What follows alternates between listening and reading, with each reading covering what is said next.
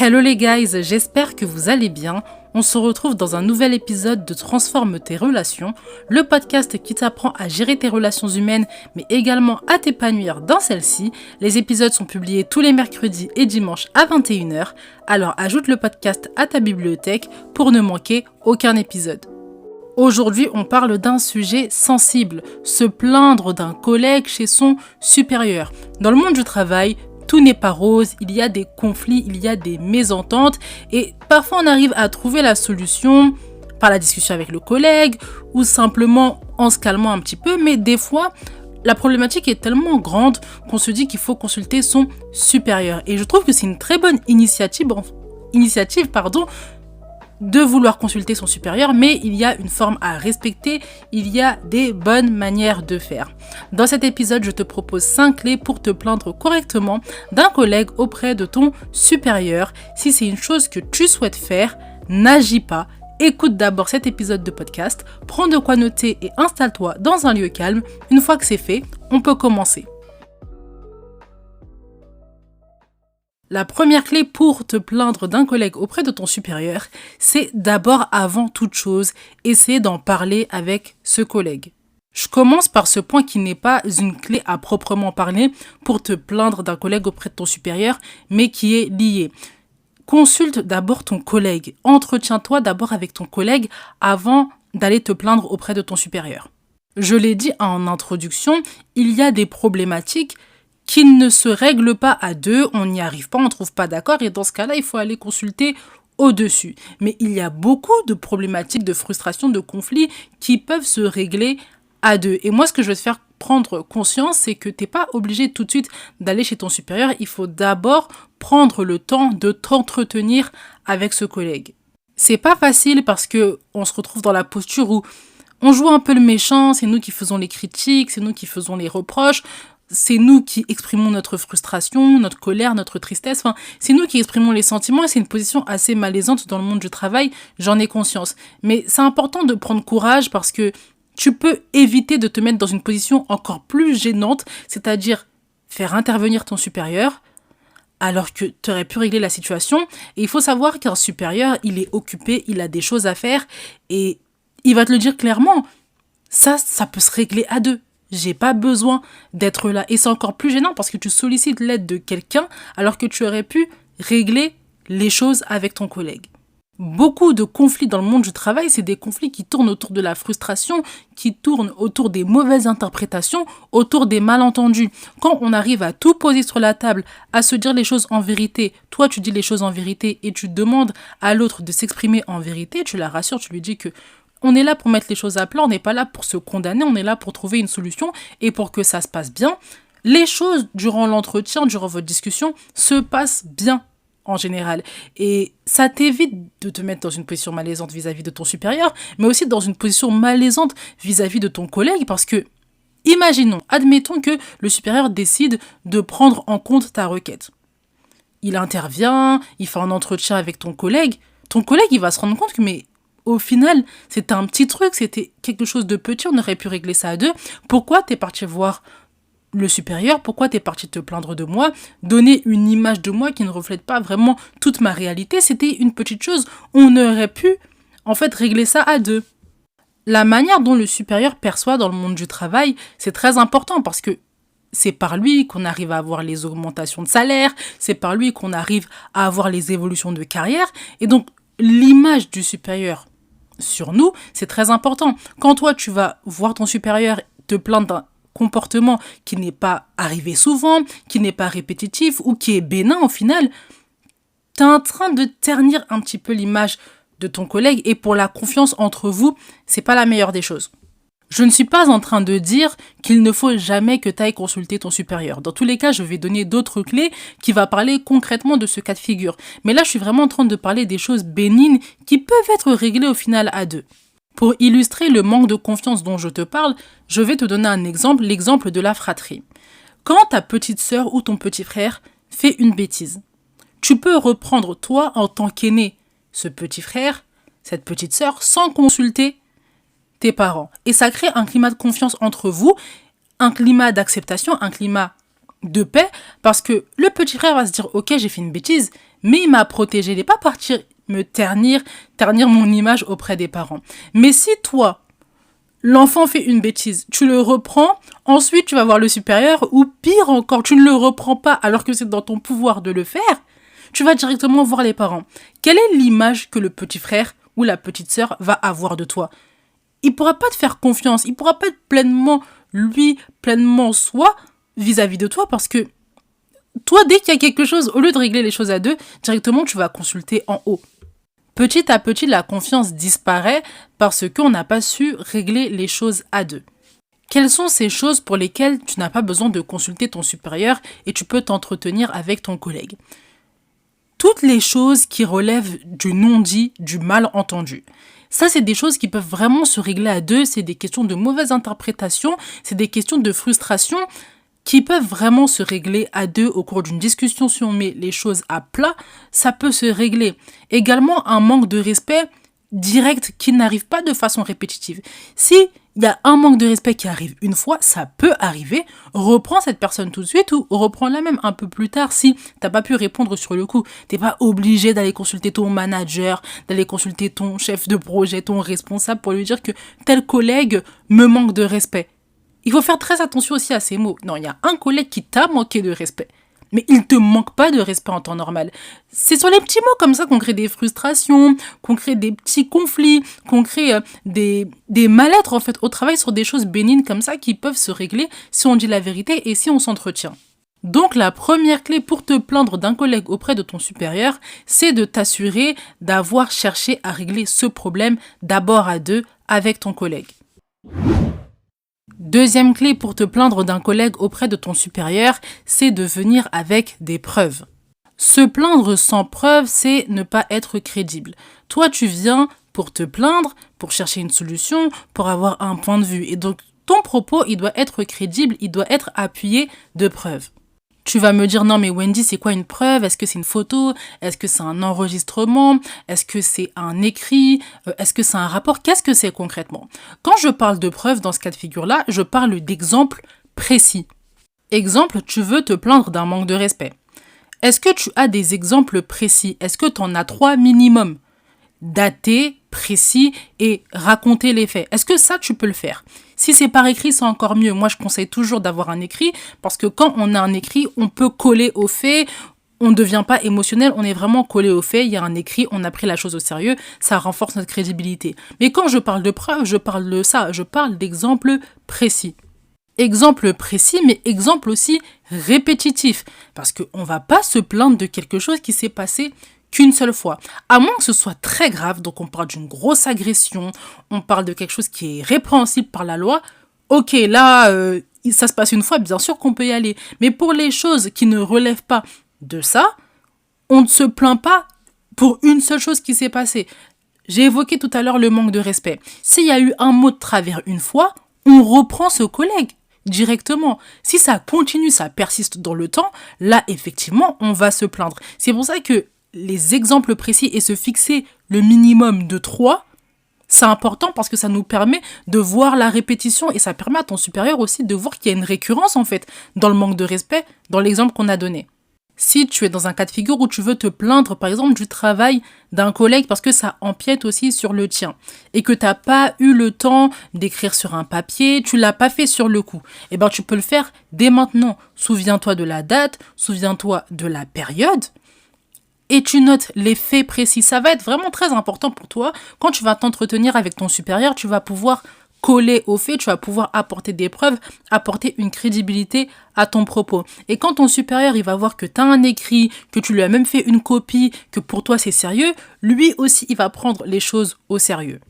L'écrit va vraiment t'aider à coller aux faits, à montrer que c'est sérieux. Maintenant, si tu n'as pas eu le temps de le faire, par exemple, très bien, retiens que le principal, c'est d'avoir des exemples précis, minimum 3. 3, c'est la récurrence, 3, c'est le chiffre de la répétition. C'est ce qui montre qu'il y a un vrai problème. La chose ne s'est pas passée une fois, elle ne s'est pas passée 2 fois, elle s'est passée 3 fois. Ce que j'ajoute avant de passer au point suivant, c'est d'être très précise au niveau du contexte. Pourquoi? Parce qu'il y a beaucoup de supérieurs qui ne savent pas gérer des conflits. Il y a beaucoup de supérieurs qui ont peur même de se positionner alors qu'ils ont le pouvoir, ils ont les capacités, ou ils sont pas très médiateurs et ils fuient. Ils fuient beaucoup et ils vont souvent trouver des excuses du type le contexte n'était pas le même, c'était pas dans le même contexte, ce jour-là il y avait un peu plus de clients, ce jour-là, etc. Toi, quand tu viens avec tes précisions, tu viens avec du contexte. Montre en fait qu'il y a de la récurrence, même dans le contexte. Imaginons que ce jour-là, il y avait beaucoup de clients. Un autre jour, il y avait aussi beaucoup de clients. Il y a une récurrence. Quand il y a beaucoup de clients, il ne s'adresse pas à moi de la meilleure des manières. Il est agressif. Et ça justifie rien du tout.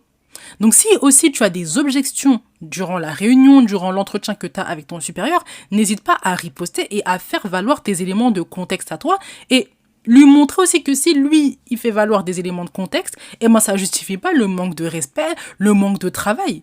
C'est pour ça qu'avoir des preuves, c'est très important. Avoir des preuves également, ça te permet de pouvoir maîtriser ce que tu dis. Quand tu as des preuves, quand tu as un écrit, quand tu as des exemples précis, tu sais ce que tu dis. Donc quand ton supérieur il va essayer de te déstabiliser un petit peu sur tes propos, tu restes ferme parce que tu sais de quoi tu parles. Tu as confiance dans ce que tu dis. C'est quelque chose sur lequel tu as réfléchi, c'est quelque chose que tu vis. Si tu viens seulement avec tes impressions, avec des exemples qui ne sont pas précis, sans preuve, on va vite te déstabiliser et le supérieur, très vite, il va estimer que c'est pas pertinent. Donc l'épreuve, c'est plus que ce qu'on pense. Ça t'aide vraiment à cadrer ton propos, à être crédible, à répondre aux objections et à maîtriser ton sujet. Donc la deuxième clé pour te plaindre d'un collègue à ton manager, c'est de venir avec des preuves. La troisième clé pour te plaindre d'un collègue chez ton supérieur, c'est de maîtriser tes émotions. Ce point, il est directement lié au point précédent.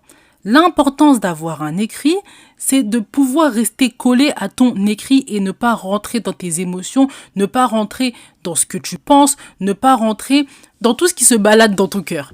Quand on n'a pas d'écrit, quand on n'a pas d'exemple précis, on n'a pas de cadre. Et si on n'a pas de cadre, on se dirige vers nos émotions. Sauf que les émotions, ça ne nous fait pas avancer, surtout pas dans le monde du travail.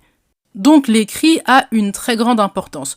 Au-delà de ça, là, on parle de maîtrise de ses émotions. Ça veut dire quoi concrètement? Ça veut dire se calmer déjà avant d'aller consulter ton supérieur. Si tu vas le voir directement après que tu aies subi une agression, un manque de respect, tu risques d'y aller avec les mains qui tremblent, en pleurant, en criant. Professionnellement, c'est pas la meilleure posture à avoir.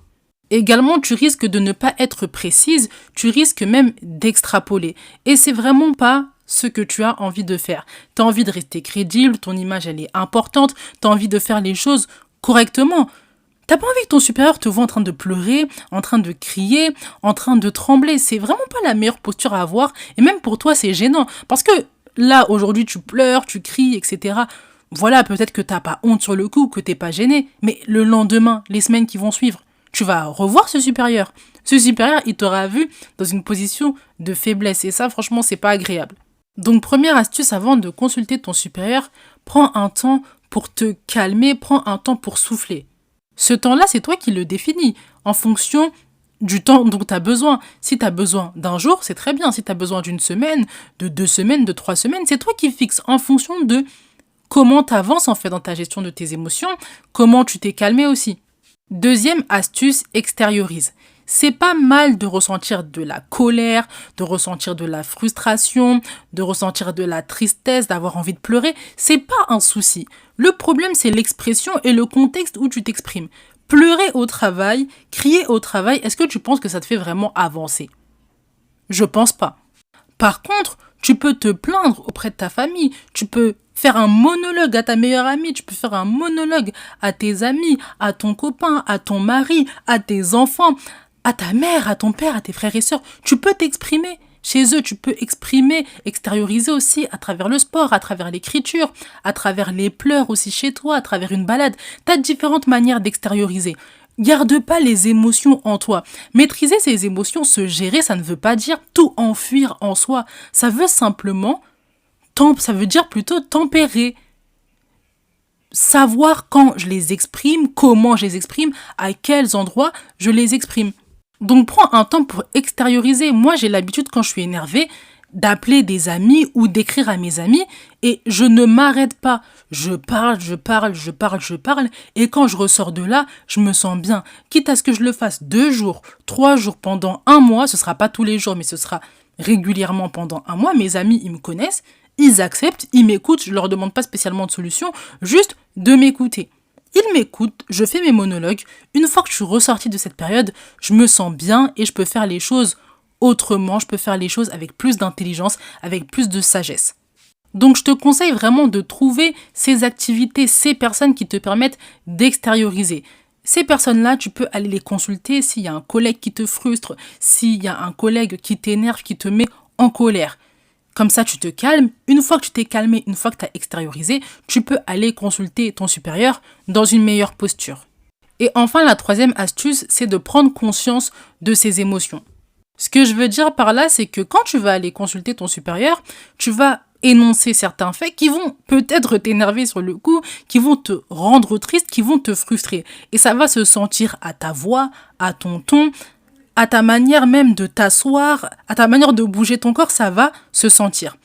Quand tu as conscience de ça, tu peux mieux gérer, tu peux tempérer et tu peux même t'exprimer. Dire à ton supérieur, je vais pas vous mentir, ça me met quand même en colère, ça me frustre un petit peu, mais je vais rester la plus neutre possible, je vais essayer de rester la plus professionnelle possible et vraiment me coller aux faits. Et d'ailleurs, c'est pour ça que je vous ai fait un écrit qui est vraiment détaché en fait de mes émotions. Avec ces 3 astuces-là, tu peux dès maintenant apprendre à maîtriser tes émotions avant de consulter ton supérieur et pendant le moment où tu le consultes, pendant le moment de l'entretien. Donc la 3e clé pour te plaindre d'un collègue auprès de ton supérieur, c'est de maîtriser tes émotions. L'épisode va suivre son cours, mais avant ça, j'aimerais te parler de la newsletter. Le dimanche 25 août, j'enverrai la 2e lettre du mois d'août et dans cette lettre, on parlera des pensées et des actions à renoncer pour avoir de meilleures relations. En famille, en amitié, au travail, en amour. N'importe quel type de relation sera concerné par cette lettre. Si ça t'intéresse, tu peux t'inscrire à la newsletter en cliquant sur le lien en description. Tu as juste à entrer ton adresse mail et tu recevras non seulement la lettre du 25 août, mais toutes les lettres qui vont suivre. Tout ça, c'est complètement gratuit. Donc si ça t'intéresse, tu as juste à cliquer sur le lien qui est en description, entrer ton adresse mail. Une fois que c'est dit, on peut poursuivre. La 4e clé pour te plaindre d'un collègue auprès de ton supérieur, c'est de venir avec un esprit de solution. J'ai dit esprit de solution et pas solution. Pourquoi ? Parce que ça arrive de ne pas avoir de solution. On a cherché, on a réfléchi, mais on n'a pas de solution pertinente. C'est pas un souci. Par contre, si on te propose une solution, il faut être ouverte, du moins à l'écouter. Pas forcément à l'accepter, mais au moins l'écouter. C'est pour ça que je parle d'esprit de solution.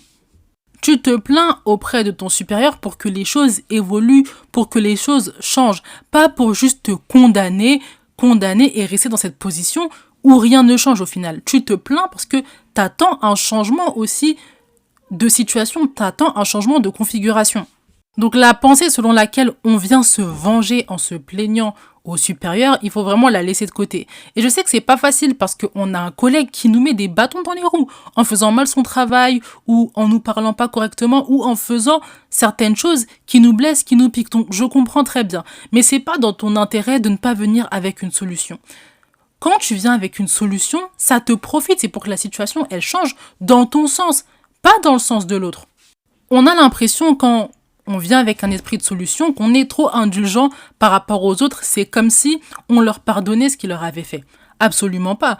On a noté ce qui allait pas, maintenant on va pas rester sur ça. Et si l'autre n'a pas trouvé de solution, si l'autre ne veut pas changer de lui-même, eh ben nous on vient avec une solution qu'on va proposer pour qu'il y ait un changement dans notre sens.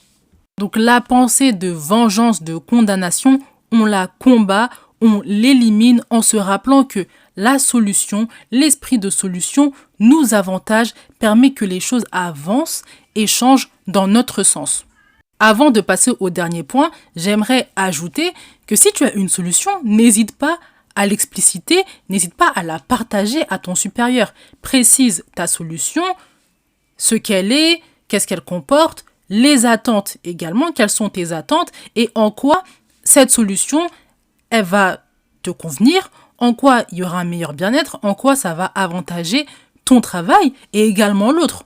C'est pas parce que j'ai dit esprit de solution qu'il faut pas s'efforcer aussi de chercher des solutions.